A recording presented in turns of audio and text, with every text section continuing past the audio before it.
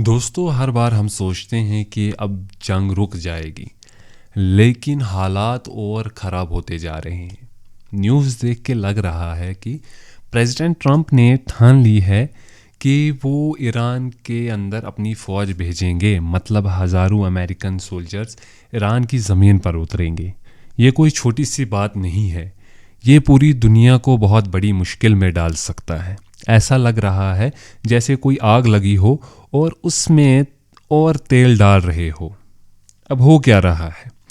America अपने सबसे खतरनाक फौजी टुकड़ियां जैसे 82nd एयरबर्न को तैयार कर रहा है। हज़ारों समुद्री फौज और बड़े बड़े वॉरशिप्स ईरान की तरफ निकल चुके हैं। अजीब बात यह है कि ये कोई पुरानी प्लानिंग नहीं थी।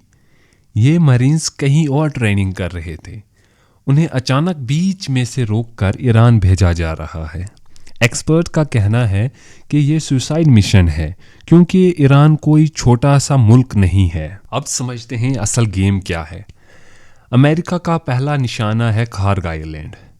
ईरान का 90% तेल यहीं से निकलता है। अमेरिका को लगता है कि अगर इस आइलैंड पर कब्जा कर लिया तो ईरान की गर्दन उनके हाथ में होगी और वो अपनी मर्जी की शर्तें मनवा सकते हैं। लेकिन ईरान ने बिल्कुल साफ साफ जवाब दिया है, अगर हमारे खार्ग आइलैंड पे हमला हुआ या कब्जा करने की कोशिश हुई तो हम पूरे मिडल ईस्ट की सारी ऑयल रिफाइनरीज, गैस प्लांट्स और एनर्जी फैसिलिटीज़ को तबाह कर। ऐसा हुआ तो तेल और गैस की सप्लाई पूरी तरह रुक जाएगी।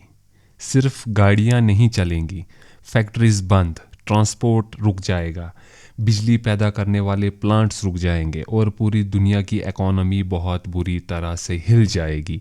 ये सिर्फ मिडल ईस्ट की बात नहीं, ये पूरी दुनिया भर का नुकसान होगा। दूसरा डर ये है कि अमेरिका ईरान के न्यूक्लियर मटेरियल्स पर कब्जा करना चाहता है। लेकिन ईरान यूरोप जितना बड़ा देश है, इतने बड़े मुल्क में वो मटेरियल कहाँ छुपा है ये ढूंढना नामुमकिन है। ये बिल्कुल वैसा है जैसे मौत के मुंह में जाना। जंग अब नए मोड़ पर है। ईरान ने अमेरिका के एक बड़े बेस डियागो गार्सिया पर मिसाइल दागी है। अमेरिका की मिसाइल ख़त्म हो रही हैं और उन्हें दोबारा रिलोड करने के लिए जगह नहीं मिल रही। अगर उनके बेस तबाह हो गए तो उनकी नेवी कहाँ जाएगी? ट्रंप अब दूसरे मुल्कों से पैसे मांग रहा है। कह रहा है कि अगर जंग जारी रखनी है तो $5 ट्रिलियन दो।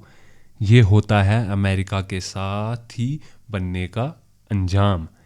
इंडिया को भी इससे सबक लेना चाहिए। इस जंग की वजह से हमारी लाइफ पर असर पड़ रहा है। इंडिया के शहरों में गैस और तेल की कमी हो रही है, फैक्ट्रीज बंद हो रही हैं, जबकि पाकिस्तान और थाईलैंड में पहले ही इमरजेंसी जैसे हालात हैं। एक अच्छी खबर ये है कि ईरान ने इंडिया के 2 तेल वाले जहाज़ निकलने दिए।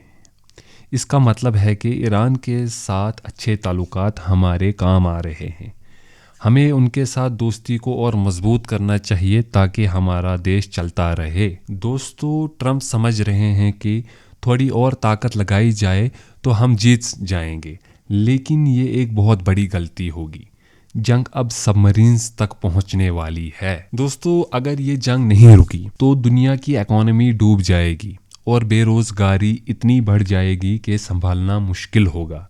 आपको क्या लगता है? ट्रंप का ये फैसला सही है या गलत? क्या ये जंग रुकनी चाहिए?